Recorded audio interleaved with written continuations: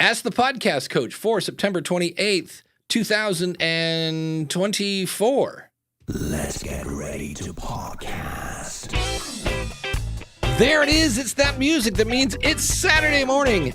It's time for Ask the Podcast Coach, where you get your podcast questions answered live. I'm Dave Jackson from theschoolofpodcasting.com, and joining me right over there is the one and only Jim Collison from... I was looking for the balloons. Like, no balloons when you... No, I turned the reactions. Oh, all right. From the Greetings, average guy. Dave. Happy Saturday. Happy Saturday morning to you. Always good to be back on a crispy fall-like morning here. And fall is on its way. Always good to be on Ask the Podcast. Yeah, Gary says I'm probably playing with the new Roadcaster video. Yeah, because I got $1,200 in the couch cushions just sitting there doing nothing. That's not a bad price. Yeah, for that. I mean, for what it can do, like it used to take a lot of equipment. You know, Yeah. the audio side of things makes sense. That's a little cheaper. As soon as you introduce video switching, Yeah, it used to be all right, $10,000 or $50,000 or whatever. So $1,200. I mean, that's cheaper than the hot water heater I just put in. yeah. Oh, man, that hurts. Yeah. Well, Todd Cochran had a TriCaster, and so Right. when he saw it, he was like, "Oh, I'm pulling." Like he pulled the trigger immediately, and he said, "You know, he used to have to lug around this computer and all this. It was just, it was great technology for back in the day, but Rode came out, and I know people that are really in the video, and they're like, "Oh no, that's really cool. Like I'm gonna get one because they're, they need all that stuff." And I'll just be interesting because I know you can make scenes. Does that mean I could get rid of Ecamm? And I was like, interesting. Because you'd still have to stream to YouTube, right? So I was just like, but I don't know. To me, I'm a big Ecamm fan, so I don't know. But I was just, when it came out, I was like, $1,200. Holy cow. There's a lot of things that came out. So we should get comfy and, wet our beak by getting a fun cup of hot Java there. And, of course, that awesome coffee pour is brought to you by the one and only Mark over at podcastbranding.co. Because they see you before they hear you. So whether you need artwork or a full website or a PDF for a lead magnet or a business card or anything that is going to face the public, you got to go over to podcastbranding.co. Mark is an award-winning graphic artist, and this is such a bonus, he's a podcaster, so he understands podcasting. You don't have to explain it to him. He's done over 500 pieces of artwork for people, and they're all amazing. And the one thing he's going to do that somebody else isn't is he's going to sit down with you one-on-one. He's going to listen to your show. That's another thing. And then sit down with you one-on-one, find out kind of what you're trying to put out. What do you want your brand to be? And he's just so good at it. So when it comes time to look good and grab people's attention, there's only one place to go, and that is podcastbranding.co. And if you need another bonus, Mark is Canadian, so he's polite. And tell him that Dave and Jim sent you over at podcastbranding.co.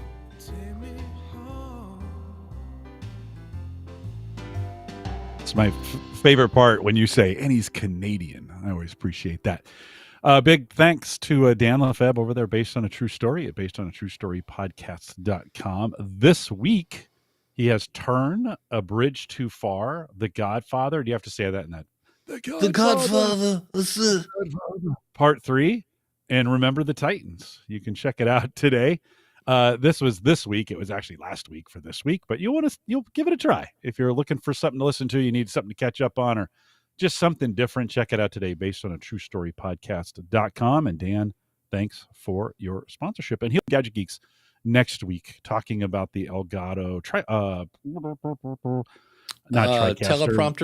Teleprompter. There we go. Thank you. Yeah. He'll be Stream Deck. And now they have a rack mounted one that came out. Yeah. So always fun. Yeah, although we will probably hear it today. I have a line conditioner, battery backup, surge protector thing. And every now and then it's not happy. So we will probably hear this high pitched ee when it goes off, like it's still plugged into the wall and I haven't lost power. It's just that thing's gone bad. And I don't know what's happening, but for some reason, how old is it? 5 years, maybe. It's a UPS. And Yeah. you're running your power. Okay, it's UPS. Yeah. So it's just the batteries. Right, And it's time one of to those check things. the battery. Yeah. It's one of those Right. things where instead of buying a battery, which would be much less, I just buy a new, box with the battery in it. And, you have to charge it in that whole 9 yards. But what's driving me nuts is something's happening to where all of a sudden one of my Elgato lights they'll lose its, I guess, what is it? It goes off my Wi-Fi. So I'll hit my button on my Stream Deck and all of a sudden one light will stay on and one light when I was like, and all you do is you go up to the light and you flick it over and it reconnects to your Wi-Fi. But it's just such a pain in the butt when I'm like, oh my gosh, I have to get out of my chair to turn off the light. Holy cow. We've But gotten hey, kind of ridiculous, haven't we? it is. Yeah. And last week we were playing with AI stuff, and we have a great example of what AI used to be and what AI is now. And so I went over and I found a question. Now I don't know if it's bad news, but this person, I saw it and I was like, oh, that's a good question. It's like a minute, maybe a minute and a half clip. And I even cut out some of it. But here's what old AI used to sound like. This is from a website called Revoicer that I got on an AppSumo deal. And so we'll listen to a little bit of this. I released my first episode in February of this year, 2024, and by any objective metric, the podcast, audio platforms, and video and YouTube is going very well. All right. Not horrible, but pretty obvious, at least to me. Now I'm sitting here listening. Now I'm going to let this one go through, but this is from 11 Labs. I released my first episode in February of this year, 2024. And by any objective metric, the podcast, audio platforms, and video and YouTube is going very well. It's been released every week since, and my goal was to do 50 episodes, and then decide if I should keep going or not. Okay, I'm praying I have this button set up right. So his goal was to do 50 episodes and then decide. So, all right, so he's done 50 episodes. My podcast is in the finance space, and the growth has been gradual over time. YouTube channel is now at about 1340 subscribers, monetized about a month ago and earned just over $100 so far. And the traditional podcast version is growing in chunks.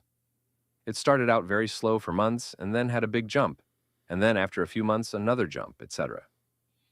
Zencastr indicates that I had about 1,052 listens downloads last Friday, and today looks like it may reach that number again. In general, I'm a retired 46-year-old and wanted to do this podcast just because I wanted to. The feedback received has been positive, along with a troll or two along the way, which is how you know you've made it. And by the way, Mark mentioned this. If people type it wrong, positive, of course, was positive. Yeah. Yeah. But yeah. And nobody says etc. when they're talking. That's a written kind of yeah, that's true. annotation, right? All right, well, when you're writing, you would say etc. Nobody ever says etc. he's almost to the question.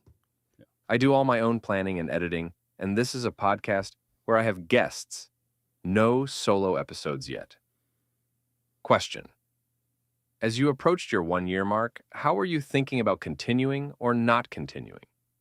If you did continue, what did you do to shake things up a bit? What seemed to work and what didn't? I don't need the money, but I do understand that monetizing podcasts is a way to confirm that what you are doing holds value. If you pursued monetization, is there a recommended way forward? Have you ever shopped your podcast to a podcast network? How does that work? Do you go to them or do they come to you, etc.? This is my first post in this group, other than responding to others' questions or concerns. Just looking for a little motivation to continue or to stop. Thank you all, and I wish you all the best in your podcasting endeavors. There you go. So thank you, AI. I believe that was Chris from 11 Labs. But Nice. the thing I thought was interesting is this is a person that started off for a what the heck kind of reason. You know what? I want to try a podcast. So he did. I'll do 50 and see what happens. And what I thought was interesting is he's, whatever it was, over 1,000 downloads in one day. That's pretty good. He's monetized on YouTube. Okay. And then I love the line about when you monetize, it somehow validates your efforts. And I was like, that's a different way of thinking. Yeah, it's a good measure, right? It's a good measure. It's hard to do. And Yeah. if it's happening, you're providing value. Yeah, Right? made $100 in a month, and I was like, okay, that's kind of hard to do on YouTube. So I just thought it was interesting, but I love that. That was the thing that got me. Like, I think a lot of podcasters need to validate, like, why I'm doing this. Is it worth it? And they're using external things. We'll talk about Chartable later, but I said, well, you need to go back and look at your why, because if you don't get your why, you burn out. That's pretty universal. And I don't know. What would you say to this? Because he's like, well, should I keep going or not? And I'm always kind of like, well, are you having fun? Yes. Then keep doing it. Are you having fun? No. It's kind of a pain in the butt. Then quit doing it. Life's too short to do things that are a pain in the butt. Yeah. So what are your thoughts? Well, I think sometimes when we say this phrase of I just wanted to try it out kind of thing, I think sometimes that's really just like, well, if I fail, I'm just going to say I didn't want to do it anyways. Like, it gives you an easy out kind of in those scenarios. I mean, I think we all want to be successful. Everybody wants to, if you're starting this, I think you're thinking, hey, I want to jump in. I want to be successful, whatever that success is. It's a little soul crushing when you go for a year, and I mean, your numbers are okay. We talked about this a little bit last week. They're never as good as you think they're going to be, right? You think 11, you're going to get 9, or you think 11, you're going to get 5. It's a tough row to hoe, and for most people, it's just a grinded out kind of work that is difficult at best. I'm just going to say it. You get in the first year, you get those first couple months, you get some adrenaline, and some It's new, and it's kind of cool. When you hit that 1 year mark, some of the cool factor of it being new is kind of worn off, and it's just work at that point. And I think it's really common for a lot of folks to think, at this year mark, like, oh, do I need to keep doing this? What's the value in it? I think he asked the question about what kind of other things can you do, and of course, subscribers, affiliates, coupon codes, some things to kind of mark that engagement, or just comments on your YouTube channel, or number of emails that you get back, are all things that you can track. But it's at the end of the day, and you kind of alluded to this, if you're going to do this long term, you got to do it because you want to do it. Not for necessarily for the feedback, right? And that's, for a lot of people, that is really super hard, right? So I just think you've got to, listen, your mileage might vary. You do what you do, and do it the way you want to do it. I just think it gets harder after the first year, and you got to kind of want to be in the space doing it, because it's very few of us are going to be wildly popular. Some of us are going to be mildly popular. Some of us are just going to be us. Right. Yeah. We have to be okay with that. Rich brings up a good point. He retired at 46. That's in there. And so maybe he's just bored. Maybe that's why he did it. And he did it. And he's kind of like, I'm kind of, I got the t-shirt. I'm done. Could be. He mentioned podcast networks. Podcast networks do not help small shows get big. They help big shows get bigger. That's from Make Noise. Oh, I forget the guy. I'm horrible with names lately. I don't know what's going on with my brain, but that's a great book, and he talks about it. It's a guy from NPR, and I was like, that's a great line, because that's really it. And if you want to be on a network, we've talked about that. Contact somebody who's on the network. Ask them about before and after questions. Most of the time, what I see from networks is you get access to other people on the network. Like, I remember somebody joined, Jordan Harbinger's on Podcast One. And so he got access to Adam Carolla and some of the other celebrities that were on that channel. The guys from Smartless just joined Sirius. So what did they get to do? They got to interview Howard Stern. That doesn't happen very often. So a lot of times a network, yes, it's a little cross promotion, which is good. And for the record, you don't need an official network to do that. Find other shows like yours and just come up with a real basic agreement that every week, okay, this week we're going to, everybody's going to promote Snap. And then next week we're going to promote Crackle. And the week after that, we're going to, promote Pop, and then maybe we'll do one for the Lost. Have you ever heard about the Lost Crispy Brother? Roy. No. Oh man, it was one of my favorite David Letterman jokes. There was Snap Crackle Pop and Roy, and Roy was the Lost Crispy brother because he developed some sort of drug problem and they had to kick him out. And when it's 12:30 at night and you're tired, that is hilarious. But Randy said, did they get Howard out of his basement? Actually, I think they went to his house or something. They went to a bar in the Hamptons. So that's where Howard lives when he's in New York. I know he has a house somewhere in Florida. And shout out to everyone in Florida. Hope you're doing okay and you didn't wash away in that whole 9 yards.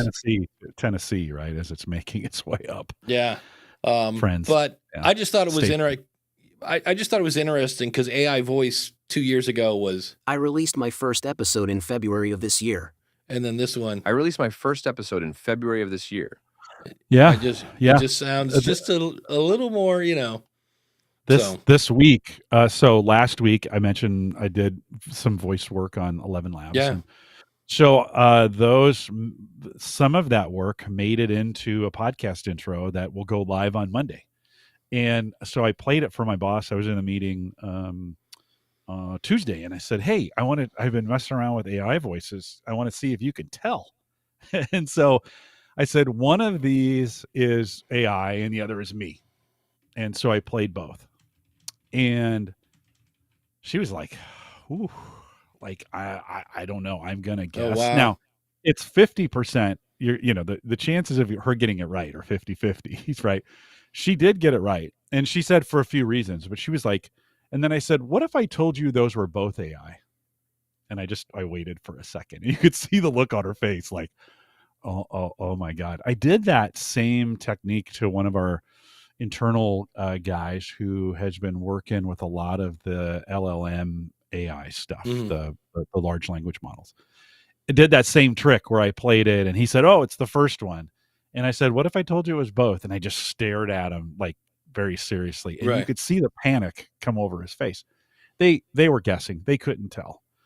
And so I'm gonna on Monday, I have intros going. Now that's a 40-second intro, but I've got a test going out publicly to see, and it's going to go to a couple thousand people. And we'll see if anybody says, oh, that was stop using AI. I don't think you can tell. It's kind of crazy how good. There's a few spots where if you're really, really listening, I just don't think most people really, really listen. So yeah, we're going with that stuff's in production and on its way out. It'll be kind of fun to get some feedback on it to see how, and it doesn't hurt. We had Simon Sinek on our podcast this week. And of course that's a big name, right? Simon Sinek, big name, right? So it'll help to be, this intro is ahead of that interview that we did with them. So I didn't meet him. I didn't get a chance. I didn't do the interview. Our CEO did, but still cool. It's very cool. So it'll be interesting to see how those goes on 11 Labs. I think I saw Stephanie say she got in there and it's a little confusing. They're working on that interface. You can definitely tell that interface was designed by developers. Designers, right? Yeah. It's a little clunky. It's a little, there's stuff everywhere. It's hard to differentiate the work that you do when you have it do something. The whole credit system in 11 Labs is weird. You buy credits and then jobs cost certain credits. Yeah. And they don't, it's like this value for value Bitcoin thing where it's like a Satoshi and you're like, what does that even mean? Like what's they've got this credit system going on. I bought the $5 plan and then I immediately bought the $10 plan and they gave me a rollover credits. They are changing things on 11 Labs weekly. So like I went in there, it was text to speech, speech to speech. Now it's text to speech and voice impersonator or something. Voice changer. Yeah. Voice changer. Yeah.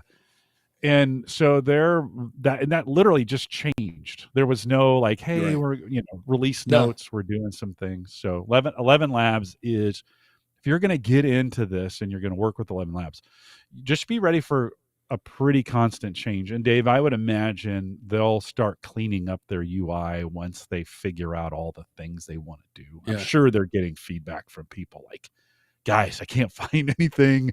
I can't separate anything on here. I went in to go play some clips, and I'm like, okay, these clips are listed, but I have no idea how or when or what they were. That Right. so it's going to need a little work. Well, I just did a little of me, so let's see what this sounds. Now, here, let me just hit play. This is 11 Labs. Hey, Jim, this is Dave, and I based this on just a little bit of text. I need to upload more audio to train this. So that's supposed to be, yeah. That actually Close. sounds like your Ask the Pod, or your what's your main School show? of Podcasting? School of Podcasting. It's just right in front of me on the thing there, and I could not remember it. Yeah. That sounds like your School of Podcasting voice. Did you use School of Podcasting? Probably, yeah. Okay. Yeah, because it's what do we have under settings here? Stability, similarity, style exaggeration. Okay, there's nothing in here about pace, because that's a little, I'm like, I'm not breathing when I'm doing this. If I hit this again. Hey, Jim, this is Dave, and I based this on just a little bit of text. I need to upload more audio to train this. Yeah, so. That's not bad. It's not bad. No, it's kind of spooky. We had mentioned networks. DR says people think they're on easy street when they get on a network. There are a lot of people that leave after they experience it. Yeah, I've seen, and that's where, and Danny brings this up too. Networks bring their own issues. Podcasters need to know the terms exactly, what's expected of them, what they'll get in return, and be sure they want to be part of that specific setup. And the other thing you have to realize, who owns the stuff that you create when you're on the network? Because there have been people that have, accidentally signed away their show. There was two females that did a show. They joined a network, and apparently they're like, I'm on a network. So they kind of like turned into divas, and they're like, yeah, we don't want to work with you anymore, and kicked them off their own show. But they didn't realize that the network owned the show now. And it was bad. And it was like, oh yeah, don't do that. Like, A, don't be a diva, and B, get somebody to read that contract before you sign it, because it could get a little tricky. So, but yeah, AI's a lot of fun. Oh, speaking of AI, Captivate rolled out. Well, it's coming out Monday, so 2 days from today. They added AI to their system. And the whole time I'm watching the presentation, and I'm like, all right, where's the Captivate thing? Because Captivate they're like Apple. In some cases, like they were the first people to like have the whole guest registration and add it to the episode kind of thing. But a lot of times they'll take somebody else came up with an idea, and then they'll make it better. Like they were the first to do dynamic show notes, which I thought was a great idea. The thing that killed me, I was in a webinar for Libsyn, and we had snippets, and I displayed snippets, and I said, hey, somebody's like, oh, those are cool. Are those dynamic? And so after the webinar was over, I went to our development team and I go, hey, like, did you guys hear that suggestion? That would be amazing if those are dynamic. And they're like, yeah, we're not going to do that. Like, at least at this point they weren't. And literally like 4 weeks later, Captivate came out with it. I was like, see, I told you. But their AI tool it does, I don't want to say what everybody else does, but it gives you titles, but it gives you multiple titles. It writes you a description, but it gives you multiple descriptions. And I was like, all right, pretty cool. Buzzsprout does that with their co-host thing. But the one that I was like, there's the Captivate I know and love, is you go in to your podcast settings and you basically say, give me some suggestions for, actually you go into episode planning and you say, give me some ideas for future episodes. And what it does is it looks at your stats to see what's working, looks at the episode titles, and goes, what about this? And that in itself is cool. But the one that blew me away was it said, you should do a show about podcast advertising, the state of advertising. And then it suggested guests. One was James Cridlin, and I was like, yeah, that's a good one. And then the other one was Heather Osgood, who works in that space. Then it said I should do a show about branding, and it suggested Jared Easley and Jessica Kufferman. And I was like, that's when I was like, whoa, that's pretty cool. So, and then I could easily take that idea, which is something else that it's the only one I know that does this. Captivate has a really cool thing where when I did the Akron, Ohio podcast, I would go in and find stories, and they have a little extension you put into Chrome, and I'm like, oh, hey, remember this link for an episode. And I'd have like 4 or 5 of those. And then I'd go do the episode, and all the research links, I could go, yeah, add to this episode, instant show notes. I was like, oh, so cool.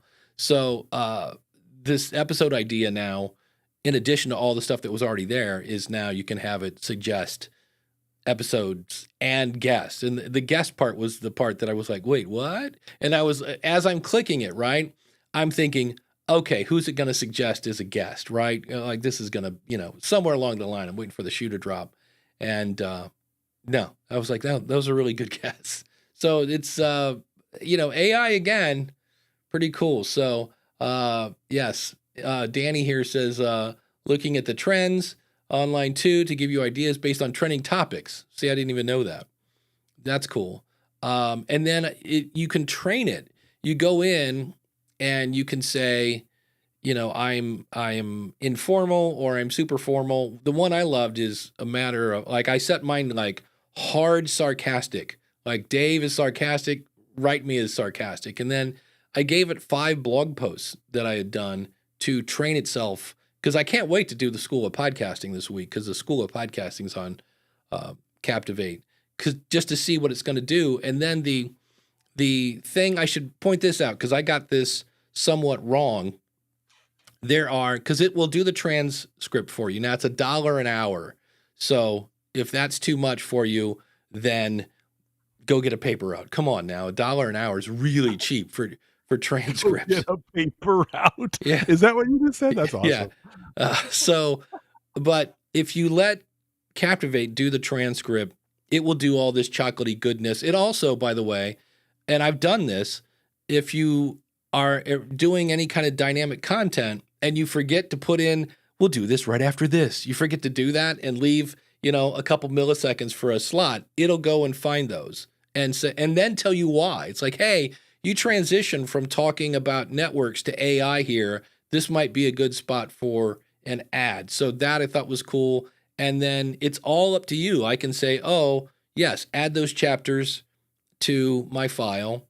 It's really pretty cool. I was impressed. And it's only $1 an hour, which means it's going to add, I don't know, another $4 to my bill, if that. And just realize, if you're like, hey, does your tool do AI? AI is not cheap behind the scenes. So I knew they weren't going to be able to keep the same price, because some people are going to go crazy with it. And that's just phase 1. Like, it can't do what I do in Cast Magic, where I'm like, hey, let me ask my now transcript and whatever you want to call this thing, like, where are my URLs and what are the companies that I named in this episode? So it doesn't do that yet. But again, this is just phase 1. So yeah. So Danny says, yeah, we only charge for the transcription. All the other AI tools are included. It's $1 an hour for the so the thing where I did the suggest some episode ideas, that's part of it. It's the transcript. And the part that I got wrong was I heard Mark say you can't upload a transcript to have it do all the chocolatey goodness. That's the part I missed. I heard you can't upload a transcript, and I thought they took the ability to upload your own transcript away. They did not. That's still there, but you can't upload a crappy transcript from Bill's House of Transcripts and then have it do all the, hey, recommended chapters and titles and all that. They have to do that. But then again, it's $1. Come on, people. So I'll be I'm really looking forward to doing the next episode of the School of Podcasting. So it'll be fun. And then Steph says where the chat room's doing its own show. My topic as an artist and a filmmaker, will it give it topics on that? I want more solo topics. Yep. That's another one. Again, you could go into ChatGPT. Like, I was so tempted this morning to go into ChatGPT and ask it, what are the top 10 microphones for podcasting, just to see where the Blue Yeti would come up. Because again, it's ChatGPT. Or Perplexity, I think, is the other one that gives you examples. Like, it'll quote its sources so you can see who recommended the Blue Yeti. So that'll be fun to do with that. But the thing you have to be careful with is with Google Notebook. And Danny actually has an episode. He created a podcast, and I'm just calling them Kyle and Cheryl. these two voices where they're like, strap in, we're gonna do a deep dive. What's interesting about that is one of Adam Curry's. Did I talk about this last week?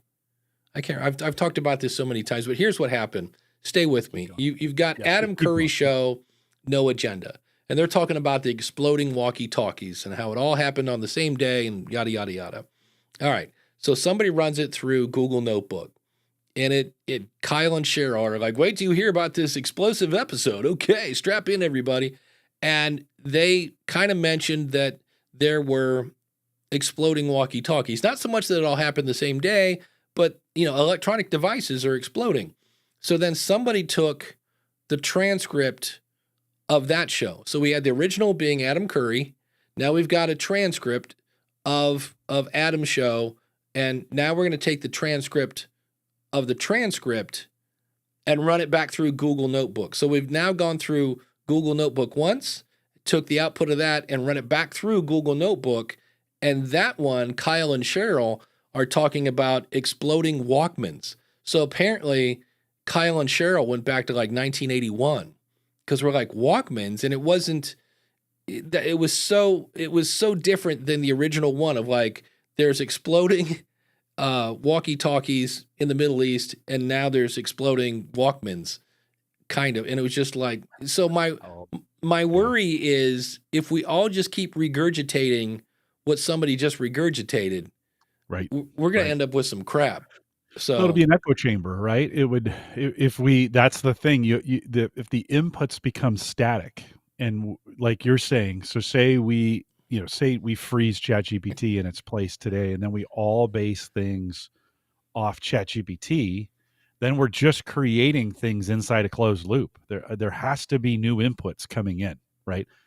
Imagine if we stopped, by the way, the number 4 is the Blue Yeti on the top 10. Oh, list. is it?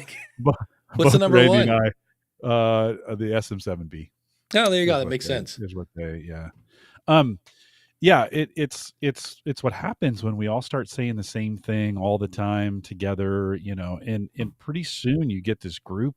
You get kind of group think. And there's a little bit of danger in this where if we're just all creating the same content off the same data set, it will say literally the same things. Randy and I just did a ChatGPT query where I'm sure we said, give me the top 10 microphones for podcasters. I'm pretty sure that's probably what Randy put in. That's what I put in. We got a similar list. The Blue Yeti came up 4 for both of us. That's an echo chamber, friends. Like we have to be really cautious of going in there and knowing like, okay, this is awesome, but is it really according to who and what? Yeah. OpenAI is really bad about sourcing. This is where I wish it's sourced better than it does. Bing, surprisingly, the Copilot, Microsoft Copilot, their version does some sourcing. So you can kind of go back and see, hey, these are the places that it gets it from. So I think we've got to get a little bit smarter. Just as you're using that, just be cautious that we're not repeating, because we will literally just repeat the same things to death. Oh yeah. And there'll be no new inputs, right? There's a lot of history that, we all think George Washington stood up in a boat crossing the Delaware, and that's been debunked. They're like, a painting. It was just a painting. Yeah, exactly. This is, I went to perplexity.ai. And so I'm going to say, what are the top 10 microphones for podcasting? And it would be better if I fixed my typo. And what I like about this tool, and this is free, is it's thinking, it's doing the answer. It says the Shure SM7B, Samson Q2U, Audio Technica ATR 2100. This isn't a bad list. Number 4, Blue Yeti. And then if I wanted, I could view all. But what I love about this is the Shure Shure MV7. So it's not the SM7B, different. But if I click on this, it has links to wherever I got this from. So one's from the podcast host. There's Colin and his team, bunch of YouTubers. TubeBuddy says the Blue Yeti. So that's kind of why I like Perplexity. But I still, I did a show about what is a bounce rate for the Your Podcast site show. And I then, it got me where I wanted to go, But then I then looked at all those sources to see, okay, how credible is this source? So, and then Dan says, as a history show, I've also found that ChatGPT gets history wrong all the time. It just makes stuff up more than actually gives accurate information. So, yeah. Yeah, listen, this isn't an AI problem. Humans do this recommendation bias all the Oh, yeah. time. I mean, we do it to each other. We get in our own little circles of who we talk to, who we listen to, what we think is true. And then we begin to focus in on those things and we can kind of create our own little, our own little personal Yeah. bubbles in that. Yeah. And so this is not necessarily just an AI problem. It can be a human problem as well. Yeah. Ralph says, but Jim, as I add content to my AI queries, I'm seeing where my ideas are being indexed at times because it seems that it knows me now. It's kind of scary, but the model is growing. Yeah, that's another cool thing about the Captivate thing. As you edit the transcripts, it's going to learn you a little more so that your transcripts hold will on. be, yeah. That seems good, right? On the Right. surface, that seems good.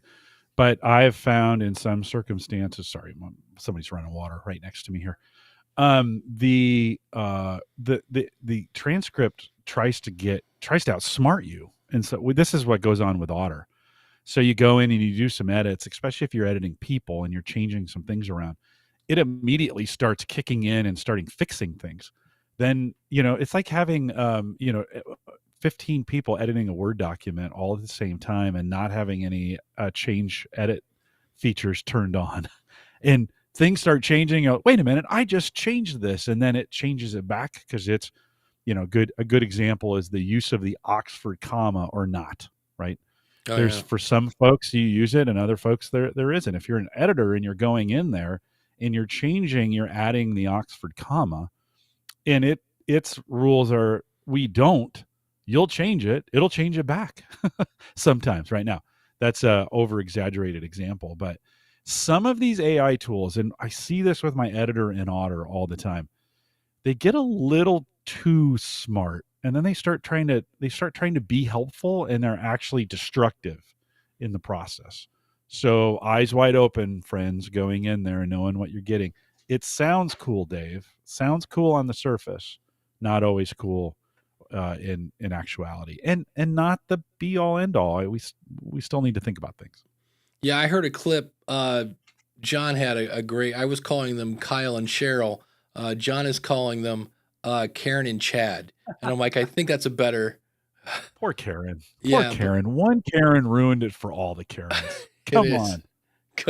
Go to YouTube and type in Karen. It's an endless list of women behaving badly.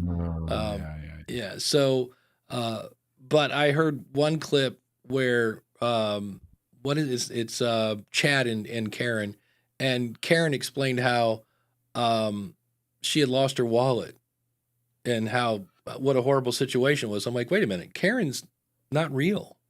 I'm like, on one hand, it was kind of cool that she was making a personal story, but I was like, but you're not real, Karen. How did you? So that made me scratch my head on that. But on the other hand, see, this is where it just goes. I don't know.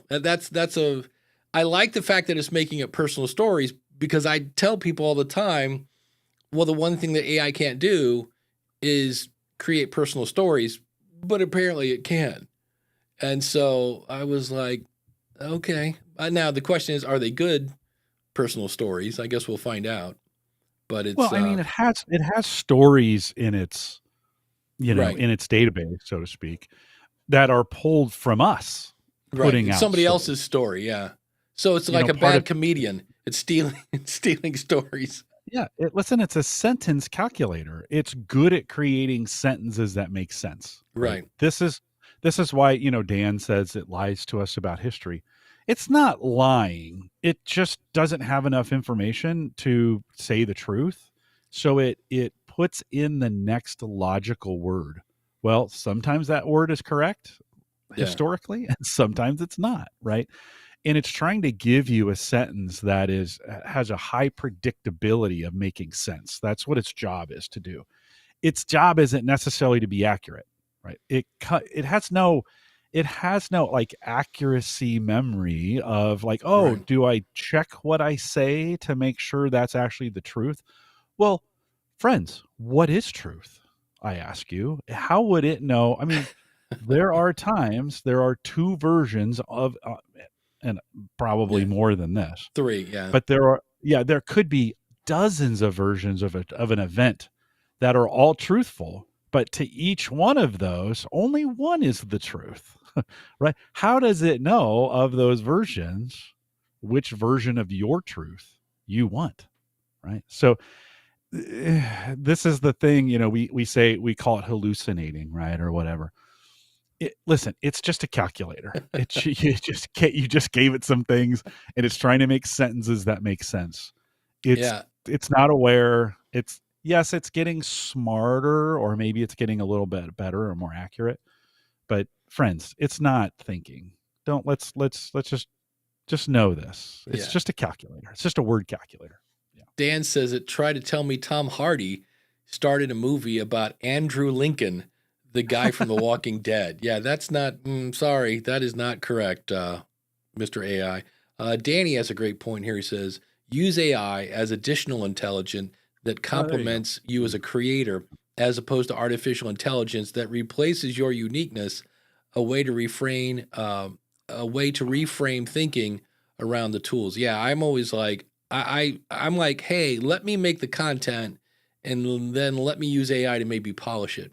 I know Craig from AI Goes to College talks a lot about that. It's like, hey, it can be really used to like, hey, write this for more clarity, or, grade this in a way and let me know what's missing.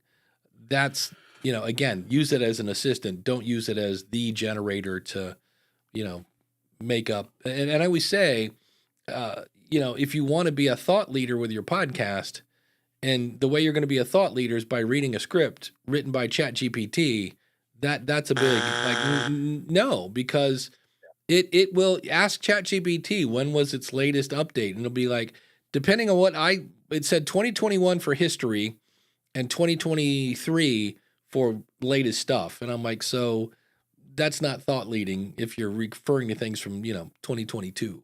Like, depending on your space, of course. If you're talking technology, no. If you're talking, I don't know, something else that doesn't change quite so fast, that'll be the tricky part. So it'll be fun to. It to is see. a good summarizer and editor. Let's just Yeah. be clear. Like, you take a sentence you've written, throw it in there, and say, "Hey, clean this up for me." It won't change it very much.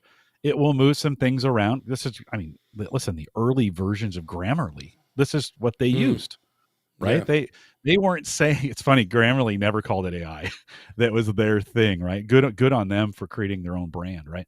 But the early versions of Grammarly were all based on this. And so it's a really good editor. And from a summarization tool, Dave, I mean, it's amazing what it can do. Take the amount of data that already exists in a set and bring that down to something smaller that actually makes sense. Really good at that.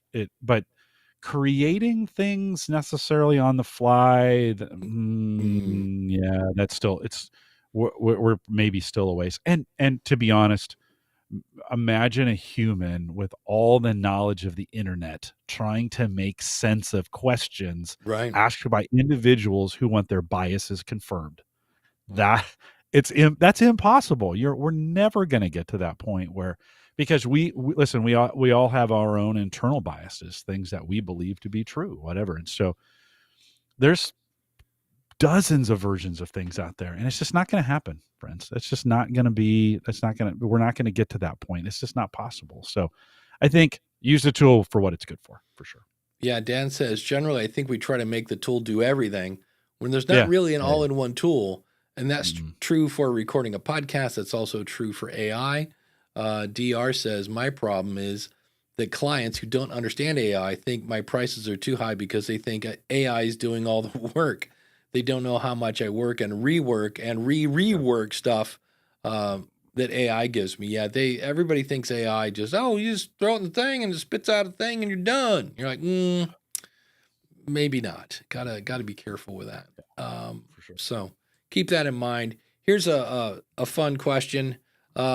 Does anyone produce 2 podcasts in one feed.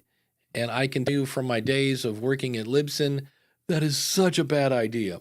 And what it is, I get it. So let's say you're on the Libsyn $15 a month plan. You start a second show. You're like, hey, can I, how does this work? Do I have to pay another $15? And the answer is yes, you do. Now, if you're on Captivate, no, you don't. But if you're on Libsyn, you would, or Buzzsprout, or Blueberry, or whoever. It's a different business model.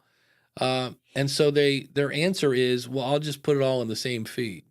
And about a month later, when they've had a lot of their audience go, hey, is there any way I can get like just show number A and not show number B? Because we don't want show number B.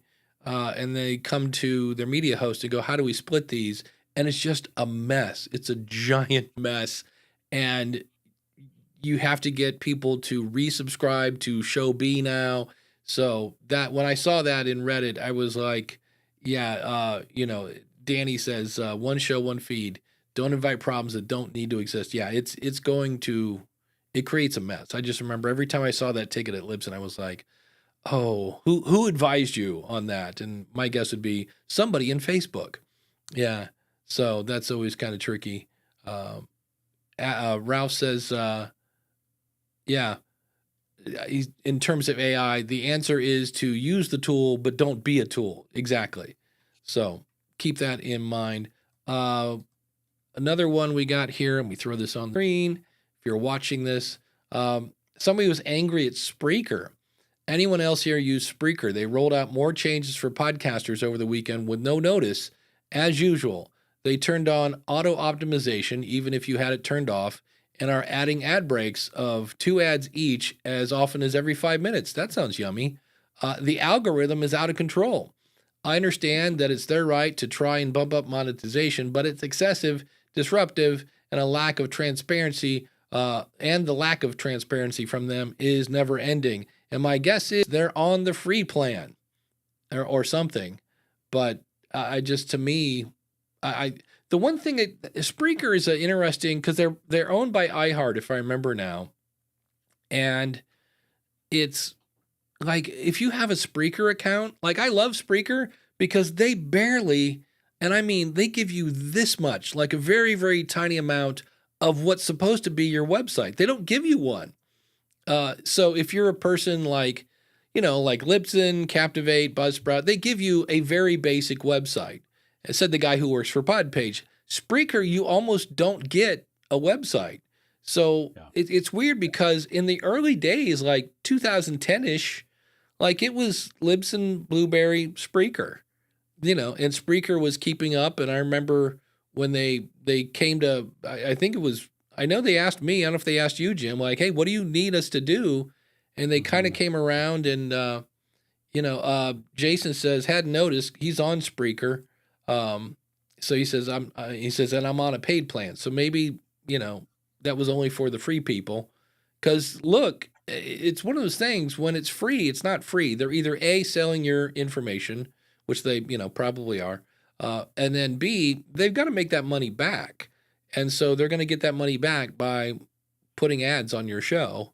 And so when they added more, it's because the price of ads have gone down. So how do you keep that same amount of income? You add more ads to your show. So if they're on a free plan, don't do that. And if you're on a paid plan, that's a toughie because they will put ads in your stuff. But that's, again, when we say ads, that's the, $2 to $5 range per 1,000 downloads. So enjoy your 0.002 cents, Randy says, iHeart, who claims they're number one in podcasting, but only account for 1% of the downloads in podcasting apps. Yeah, that's every time, I see that, their thing, iHeart, number one in podcasting. And then they have to go in 4 apps that have podcast and radio and this and that. And it's kind of like, hey, we're the number one show on podcasting on Saturday mornings with guys named Dave and Jim, so. For sure. We used to use their page, their landing page. They used to have all of the player chiclets, landing pages, graphics, whatever you want to call them, right? So like Podpage has a really cool, you can go there and you can have all of the graphics for all of the players that you want. You can pick and choose what you want there or not. And it was a really nice, as we were trying to introduce our customers at Gallup to podcasting, it was a really nice landing page it was easy to update. It was customizable. I could get, folks to say, hey, regardless of your player, land here. You can either listen there or choose the player and listen there. But they took it away. And I, much like what was said in the chat, there wasn't an announcement, hey, we're taking this just away. One day it just wasn't there. So I contacted their support and said, hey, where'd it go? That was super helpful to us. They said, no, we want people to listen on our app. Right. So which makes sense, right? I mean, for them, from that standpoint, helps them sell ads, helps them they're trying to be an ad network as well, right? Is what they're trying to do there. There's good money in ads. Well, I mean, there's money in ads. If you have enough downloads. Yeah. Yeah. Well, I think for them, though, I mean, think about it as a host provider. If you're help brokering the the ads going out, you have scale at that point, and then you can kind of dictate the percentage that the podcaster makes and the percentage you make as a host provider. That's to your advantage. And if they're on your player, you get better stats, right? This is a stats play is what it is. They just want to get better stats for stuff. So they took all those players off. I'm sure some analyst said, hey, we have a lot of clicks going off of our website if we kept them on our website, which is what we recommend people do. What do we say all the time? Make sure they're landing on your website, not Apple, not Spotify, right? You want them to come to your website because you control that experience. I'm sure they said they thought the same thing. Just wasn't very helpful to me. And I was like, oh, now I have 14 shows over there. It's leaving Spreaker would be, I shouldn't say this out loud. Hopefully nobody from Spreaker's listening. Leaving them would be difficult, And so, it's just like, why do you do it? I'd go to Podpage. If I was going to do it all over again, I'd go to Podpage. SP says Spreaker used to have the live audio. I remember that. And then they did. Remember there was Spreaker and Mixler. For a while, we were doing Mixler. I remember that. Oh yeah, live audio on Spreaker. Yeah, I'm not sure anybody would listen. Even if it was there, I'm not sure anybody would listen to just the audio anymore. I don't know. You're always going to have that one or two people who are like, oh, I totally would while I'm out mowing the lawn or whatever. Yeah, most people are coming in on video for sure. Yeah. We have another quick question here. I've been working on my podcast for a while now, and I've got the concept, I got the title, I got the story, and even started writing episodes. I'm close to finishing the first 2, and I'm making good progress on the next 2, and I have many more ideas ready to go. So far, so good, right? I've invested in a good microphone and have a lot in place. My therapist is encouraging me to record and share something soon, but I'm unsure whether to post it right away. I feel like I'm almost there, but could use some advice on the next best steps. On the best next steps. Do people usually post their first draft right away? Please don't. Please don't post your first rough draft. That's I'm jumping in here. But anyway, do people usually post their first drafts right away or wait until they're polished everything up? I'm worried that fear might be holding me back, but I also want to make sure everything is good as it can be before sharing it. I'd really appreciate any guidance or advice from those who've been through this before. So this, as always, it's a podcast question. So the answer is, it depends. Yeah. So it depends on your why. Now you mentioned your therapist here. So if this is an audio diary and you just want to feel heard, you could put out a rough draft because we're not in it for advertising. We're not selling anything. I always recommend don't put out a rough draft because if you would kind of polish that up a little bit, you'd have a little more impact on the audience. But that's I get stage fright. It's always kind of fun because first people are trying to convince me nobody's going to listen to my podcast. And I'm like, no, if you here's some guidelines, some best practices, let's try to do that. And they're like, oh, nobody's going to listen. And then episode 8 comes out and they're like, I'm almost to 100 downloads. And then they start freaking out because people are listening. And it's always weird. They get scared because nobody's going to listen. and then they get scared because, oh my gosh, people are listening. And so it's always kind of tricky. So what would you say to this person, Jim? Just they're a little worried about Well, should they put it out the minute they have something recorded or what?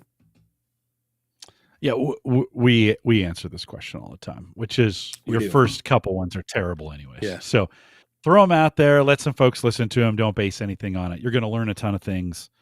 I wish I could listen to my own advice on all the podcasts that I've done and hold off for the first 5 and then start the podcast, right? Get 5 attempts in before you start really doing it. But if it's good for you to get it out there, and if it's good for you to have some folks listen to it, if you need that, just do it. Yeah, you can always get, you're going to get feedback, and it may or may not be healthy for you based on where you're at. Listen, last Thursday I did a solo show. I don't do a lot of solo shows on Home Gadget Geeks, but I did a solo show, and I got done and hit stop record. And that night I was thinking about some of the things that I said, and I was like, I don't think I'm going to put the show out. Like, it was live. It was fine. It's out there now. I published it this morning, but it's episode 624. And I got done with that one and thought, yeah, I don't know if that was my best work. I don't know. I just didn't feel as comfortable with it as I wanted to when I was done. We all have those feelings. Yeah, it's just a part of it.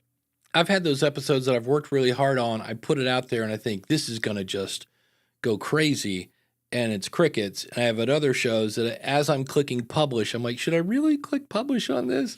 And people are like, that was the best thing ever. And you're like, really? Stephanie wants to know, why do people hate listen notes? Here's the thing. I've got 2 videos on my YouTube channel about this. Number 1, if I'm a podcast consultant and I say, I'm in, like right now, the School of Podcasting, top 0.5%. Like, you can't get much, 0.4, I guess. But anyway, if I say I'm a top 0.5% podcaster, okay, sounds impressive. And there are people that use that in their marketing because you don't know what that means. I think it's crap because I know what it means. And what they're saying is, if you go to their site and dig into it, I am beating, that one show about The Biggest Loser from like 2008, right? I'm better than them. Okay, I hope so. Steve Stewart from stevestewart.me, he was in the top 7% and hadn't put an episode out in 7 years. So it's comparing you to shows or the 8 billion shows on Anchor that are, I don't know, is this working? Test. Okay, well, congratulations. You're beating that show too. So when people go, I'm in the top 5% of listen notes, I'm like, congratulations, you beat a turd. You know what I mean? It's like, So now that doesn't mean that all the shows are bad, but a lot of them are. Trust me, a lot of podcasts are so bad. So when I see people using that as a badge of, this is how much I know, either A, you're preying on the uninformed, which I think is bad, or B, you know it's bad. Like either A, you're uninformed and you're just like, holy cow, I'm in the top 0.5%. This is great. So I get that. So either you're uninformed, but I'm the people that I go, ugh. And there are many podcast consultants that know that stat is, congratulations, you're beating that podcast about, insert old TV show here. You're beating that Facts of Life show. Great job. You're beating that Chip show, television show. That's the part that I go, and I lose, and this is just a Dave thing. It's just my opinion. I lose a little bit of respect for the podcast consultant that's quoting that in their marketing material. I'm like, And so, but I did change my view on one thing. If somebody goes, where can I find the most popular show on my topic? Which to me, you are, I think you're missing. Can you hear the fun-filled high-pitched whine right now? Yeah, that's great, isn't it? Okay. It's not too bad. And we're done. I think you're missing it. Yes, obviously you want to get on a show that has many downloads or et cetera. But to me, the bonus of interviews are the networks, the connection you get with the host. Like, don't make the last time you talked to that host the last time you were on their show. Like, start a relationship with that person. But if somebody said, where can I find a most popular show? This would be a resource. It's not the resource. And even as skewed and weird as their algorithm is, it is consistent. It's consistently bad. So everybody gets the same bad, like that whole 9 yards. So just realize you might see somebody that goes, oh, wow, this guy's a top 7%. He may not have had an episode in the last 7 years. So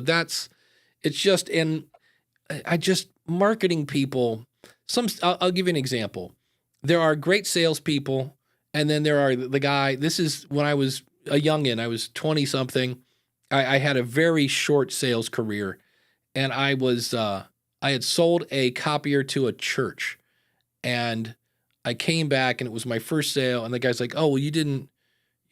I forget what I forgot. I forgot to quote the stand or something like that. And then, in a long story short, this salesman told me to lie to the church. And I'm like, it could have been an auto store. Lying to your customer is just not something I do. And I was just like, ew, is this what sales is about? Lying to people? I'm like, ugh. So that was, and I said, I can't lie to the church. And he's like, well, then you're going to lose the sale. And I'm like, I'll go back and explain to them that, and I said, hey, I forgot this thing. I know I quoted you this price. It's actually going to be more. And they're like, oh, okay. And then I got the sale and they gave it to somebody else because I was in the wrong territory or something like that. And that's when I went, okay, we're done. We're done with sales. That and I walked in once and handed somebody a brochure and they spit on it and handed it back. And I went, yeah, okay, I think we're done. Yeah. Had a dog almost pee on my shoe. It was a very short sales career that, fun-filled and exciting. So I don't know. Jim, do you ever hear anybody talk about listen notes in your bubble? Just here as we talk about. I mean, this is the bubble. We have our own. This bubble that we're in right now has its own opinion about listen notes. Apparently, except Stephanie didn't know. We've all been saying the same thing about it for so long that it's got a pretty negative. It's pretty negative stance. It's correct. I mean, the numbers are right. It's just how you use them, right? And so. I'd be afraid if I was producing a podcast and it wasn't in the top 10%, then you'd be like, oh, those are some really low numbers. If that's kind of based on the global numbers. Yeah. There's just such a big number of global. This is the problem. This is Listen Notes' problem. There's such a big number of podcasts that are out there. Getting anything to make any sense is going to be tough. Your end start doing, ask the podcast coach what you have here. Home Gadget Geeks, exactly the same number. It's 37 and 2.5. Yeah. Right. So it's another number to obsess over. Ooh. And then you have to look at the listen score. Like, what is this based on? And it's not going to let me know. Oh, here we go. The listen score. And of course, it gives you an image that you can put on your website. Listen score is a metric that shows the estimated popularity of the podcast compared to other RS-based public podcasts in the world on a scale from 0 to 100. Again, you're beating a turd. Congratulations. The higher, the more popular, calculated from the first and third party data, updated monthly. So now people can come back every month, check, did my number go up or down? The podcast is one of the top 2.5% most popular shows out of 3,421,384 podcasts, which again, if we go to Podcast Index, and look at index.org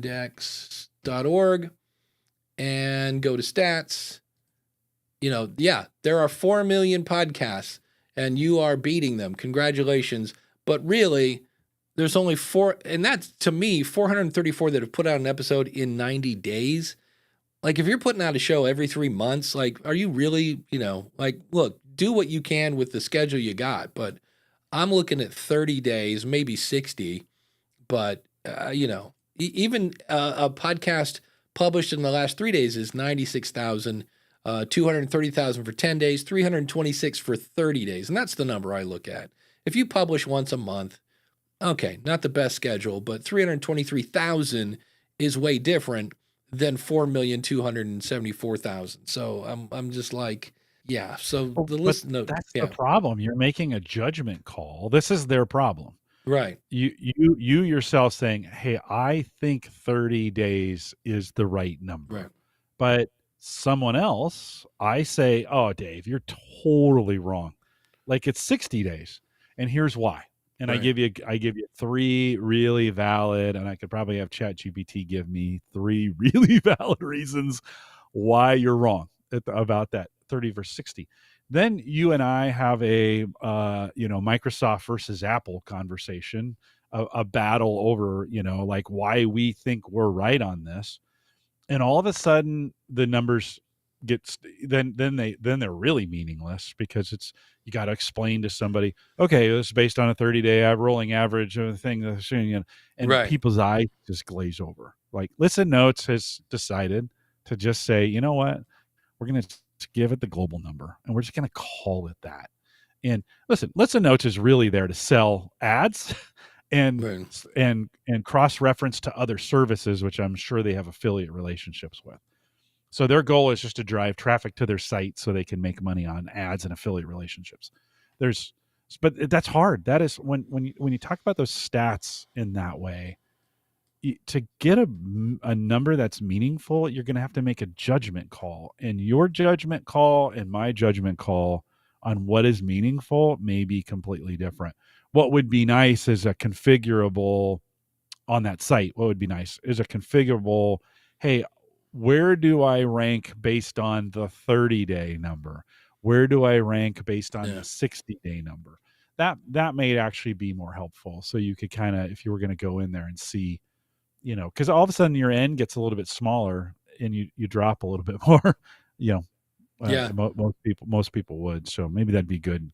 I don't know. Maybe is that possible today? Can you in Listen Notes, can you say, figure out my numbers based on the 30-day and the 60-day? I'm sure they'll sell you the data so you can we'll sell you the database so you can scrape it. Yeah. I don't know. Steph says, I know a podcast consultant that quotes Listen Notes all the time. I just went to the website and Seattle Eats with Tanvin is one of the top visual art podcasts. So yeah, when I hear a podcast, and look, you market how you want to market. Just to me, you're never going to hear me say, you'll hear me say I'm the longest running podcast about podcasting. That's true. And I can verify that. Me and Rob Walsh might have to do a little thumb wrestle because he had podcast 411. And I go, was that a podcast about podcasting? I'm like, that was, but, and when I go longest running, then I beat Rob because that show faded a while back. So, I lose a little bit of respect, but that's just me. That's my background. That's me. You market the way you want to market, and it is what it is. Anthony has a question. Thank you for waiting, Anthony. I'm like, I got to get to his question here. Can anyone recommend a wired mic that will connect to a cell phone for our roving reporters on the playground? There are a couple. Does it have to be wired? Because trust me, you're going to trip over that wire if you're roving around. I would recommend, it's not here. There's the Rode wireless one that records right to the microphone. You don't even have to have your phone. That's what's great about it. The bad news is you can't hear it. There's no plug my headphones in. So if you're popping plosives on that thing, you don't know until you get home. There is something DeWise that has little cabled microphones. The fun part is plugging it into the phone. So you're going to probably have to have some sort of, because here, trust me, this, when I say the wires, like this I think this is like 8 feet of wire. And every time you use it, you got to detangle it. It's pricey, but man, I got to hear one and play with one.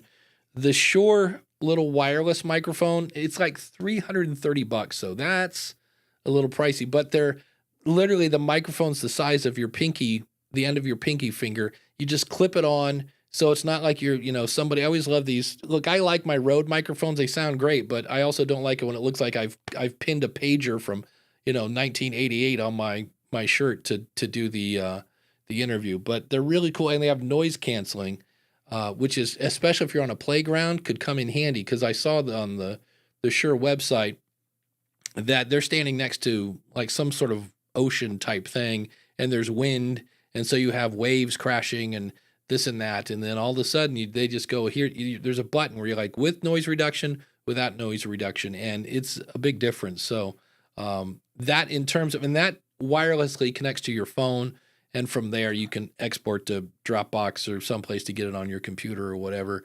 But it's tricky. Also, I will let you know, I did a podcast for a local event called Rockin' on the River, and these people were hammered, like straight up hammered. And I put a microphone in front of people and asked them, like, they'd be like, yeah, we're rock and roll, baby. And I'd be like, hey, you having a good time at Rockin' on the River? And I put a mic in front of them, and they'd be like, I don't, like, people do not like talking in public. And so, I mean, I luck out when I go to events that I'm talking to a bunch of podcasters. So with that, and this goes for everybody, never let them grab the microphone. Never let somebody, like if you're doing a Bob Barker kind of thing, but you got to be careful. Yeah, the Move mic. Thank you, Gary. I couldn't remember the name of that. The Move mic is my choice. The Labs pair directly to their iPhone. You can also add a receiver later if you want to. The receiver lets you throw it into your camera if you wanted to, things like that. But that is one I'm really close. The only reason I bought the Rode Wireless Go, and of course, like 6 months later, they came out with the Wireless Pro, because it connected to the Roadcaster, which in a way is kind of stupid, because I thought at the time I would get a lav mic, plug it into the Wireless Go, which again, I'm buying a wireless system so I can plug a wired microphone into it. But I'm seriously thinking of selling my Wireless Go microphones and getting the Shure one. I like the Rode wireless microphone thing. It really bugs me that I can't hear what I'm recording. And the other fun thing is that I need to realize I shouldn't really buy anything to record at events, because it's come to my attention. I don't record at events. I'm usually just talking to people. And when you pull out a microphone, it makes people get a little weird, even if they're podcasters. So, but Powered to Wise is the wired lab I used, and they were cheap. They were like $50 that if you need that, and they come in a pair of two. So it's like a Y. You plug it into the mic, and then you have yours clipped on and your wires hanging everywhere, and you just walk up to somebody and you clip a mic on them and let them go. So, and then just make sure at the end of that to say, it's okay if I use this in my podcast, right? Because you want to have some sort of sign off that they're happy listening to that. And but sounds like fun. Good. Don't forget about Tascam has some. We haven't talked about them in a while, but Tascam has some both handheld and then phone. Those microphones you could attach to the iPhone through the plug, and some of those do have audio out. You could put a pair of headphones in them and hear the sound that you're getting. That's what I always liked that, because I wanted to hear, like you were saying, I wanted to make sure we weren't blowing it out. The Tascam mics are a little sensitive. Like they're almost like spy. There's like spy microphones. You can turn that thing on and turn it up, and you can hear somebody across the room a little bit louder than they actually are, because it's on some of those microphones are a little sensitive. But Tascam would be a way to go. Yeah. Zoom H1 would be another way. Here's one I have. It's the Tascam, whatever model number this is, DR10X. And what you do is you take your normal microphone and you plug it in here. The thing I hate about this is that screen is ridiculously small and it's backlit. So if you're doing things outside, like what I ended up doing was going into my car. It's got one of the mini discs here. And the thing I hate about it is turning it on. You have all these buttons up here, right? But the button to make it record, you have to slide to the left. And when you can't see the backdrop or the backlit little ridiculously small screen, I finally went back to the car, made sure it was recording, and just left it, because I could record like 10 hours of audio on the disc. So it was kind of handy. And then I just had, the Rode interview mic so I could kind of do this. And it's basically what that wireless system does now. But this one has a headphone out so I could hear what was going on. And now I have to find a wired pair of headphones if I want to use that configuration. I really do need to sell half the gear that's sitting here behind me. I never use half this stuff. Dan brought it up. Monday's International Podcast Day. Oh, yeah. Which is fun. I used to be, not that it's not a big deal, but we used to make a much more bigger deal about it than. Those things are hard to keep going. It's hard. It's a lot of work and not a lot of payoff.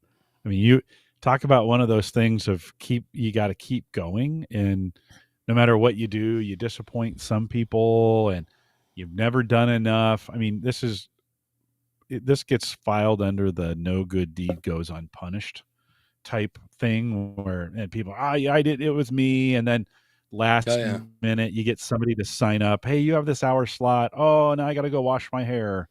And so you can't, you can't win for losing on those. That's a hard. Yeah. Randy says that 28-hour live stream was tough on the organizers. Oh yeah. You would think podcasters are some of they're hard to work with. You guys are hard to work with sometimes. I'm just saying. Well, you're hard to work with. Yeah, Steve, Lee, and Dave. I think it was Steven. Yeah, Dave and Steve. Yeah. And they would stay up ridiculous hours, and they're getting people in, the Philippines. Such great guys, and too. Yeah, there's amazing amount of work. Yeah. And it's kind of interesting because back then when it first started, like people didn't know we were still explaining what's a podcast, and I can't remember the last time I met somebody who didn't at least know what, it's like an internet radio thing, right? They like back then people were like, I've never heard that word before. What are you talking about? Yeah. So we celebrated International Podcast Day at Gallup one year, I think 3 years ago. One of the marketing folks latched onto it and like, hey, did you know there was an International Podcast Day? I was like, yeah. And they're like, let's celebrate it. So we put out some graphics on the day. And of course it was to promote our podcasts, right? But it was good to celebrate it. So, it is a thing, but you're right. It feels a little bit different now than it did 10 years ago, around podcasting. Yeah, for sure. So, well, hey, we had this come in. DR again, $10. Thank you so much for that. She's been donating quite a bit on Saturday. So thank you so much for that. And I will take your money any way you want to do it. Just realize if you become an awesome supporter, not only do you not feed Google as much, B, you get access to bonus content. C, you get the show, advertising free. And, there's bonus content there. But by any means, I will take your $10. I really do appreciate that, DR. You can be an awesome supporter by going over to askthepodcastcoach.com/awesome. And this show is brought to you by the School of Podcasting. So whether you're planning, launching, you need help growing your podcast, it's all there. Use the coupon code COACH when you sign up and save, and that comes with a 30-day money-back guarantee. And the show runs on Podpage. If you want to check out Podpage, go over to trypodpage.com. New videos coming soon on Podpage because we changed the dashboard and we're finally rolling those out. Check it out, trypodpage.com. And we're using Ecamm live right now. If you want to check it out, go over to askthepodcastcoach.com/Ecamm, and that's 2 M's because, is it good? And I'm going to Ecamm Creator Camp in 2 weeks. I'll have to figure out, I think, no, we probably won't have a show. I want to say October 12th, whatever the second week of October is, because I'll still be in Boston. Boston, where you park your car. If you need more Jim Collison, and who doesn't, then go over to theaverageguy.tv, and or you can go to Home Gadget Geeks, check out his show. And it's time for the awesome supporter of the week. So we go to the Wheel O' Names, and we're trying to figure out who is it going to be. Is it the ladies over at Keeping the Flame Alive, or Randy over at Bible Bites, or John Muntz? Well, we're going to first, just to make sure, we're going to hit shuffle, and then we're going to hit spin. I'm interested. I should, if I had extra time, I'd make sure, see if I could figure it out. I can't believe it. That's why I hit shuffle. it is again our good friend Chris Stone over at castahead.net. If you need, especially if you're into video and live streaming and things like that, Chris can help you out over at castahead.net. What's interesting, that's his 3rd week in a row. That's it. I'm like, that's why I hit shuffle. I'm like, not that I don't want to say Chris again. I just, there are other people. There's Ed, there's Ralph again from AskRalph.com. There's Jody from, audio branding and all sorts of people. Thanks to all of our awesome supporters. If you want to see who they are, go over to askthepodcastcoach.com/awesome. And this is where I'm hitting the button. And for whatever reason, it's really odd that behind the scenes, Ecamm, there we go.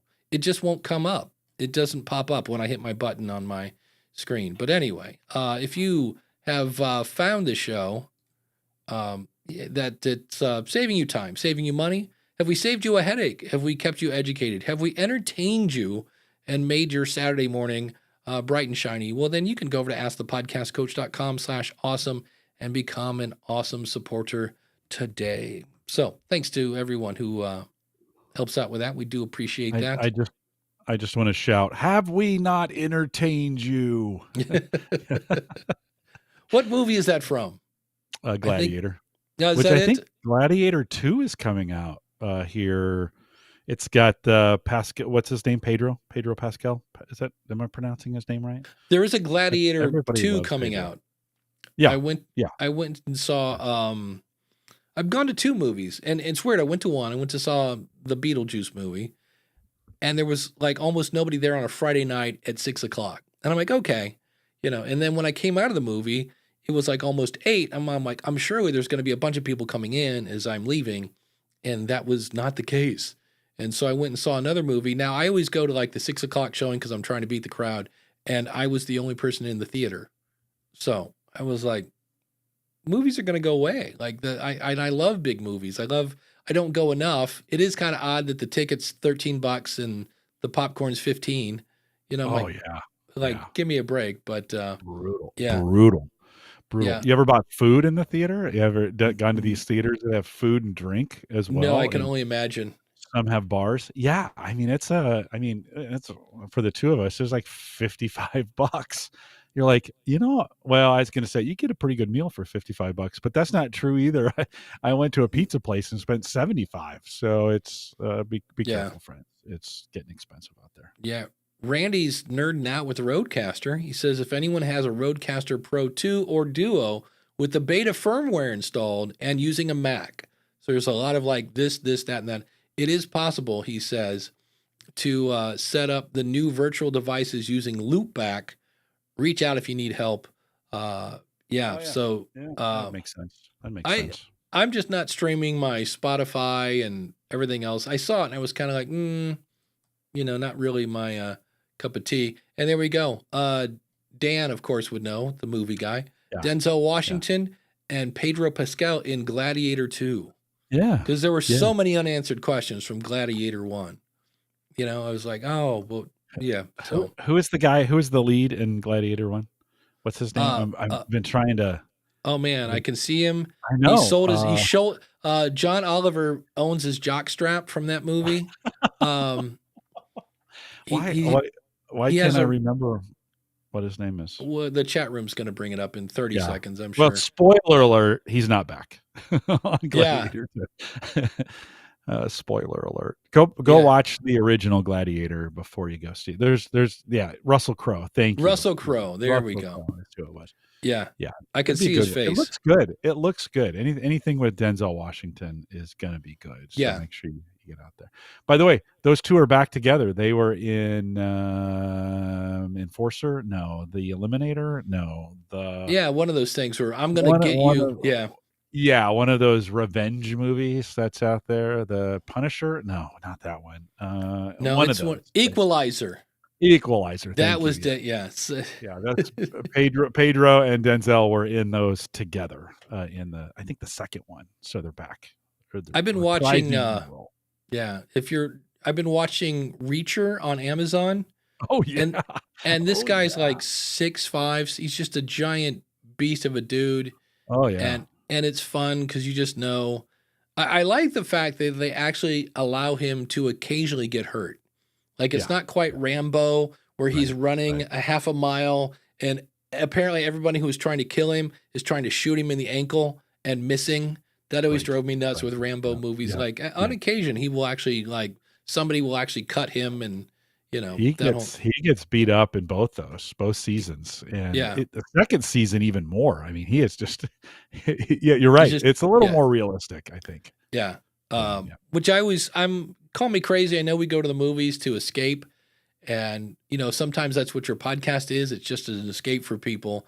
But my logical brain has a hard time when I see somebody get hit in the forearm with a crowbar and I know there's adrenaline and things like that, but there's a part of me that's go, wait a minute, you're not going to just, So, and stop that crowbar with your forearm. Is that what you're or after the fight is over, and you go, and then you get up and don't go, ow, man, my forearm, I think has been shattered into 5 different pieces. Listen, Jason Bourne was the same way, right? He got shot.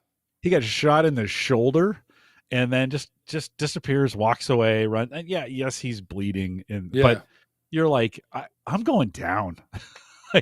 I'm going down. Some of that stuff is, but it's great. It's great for Hollywood.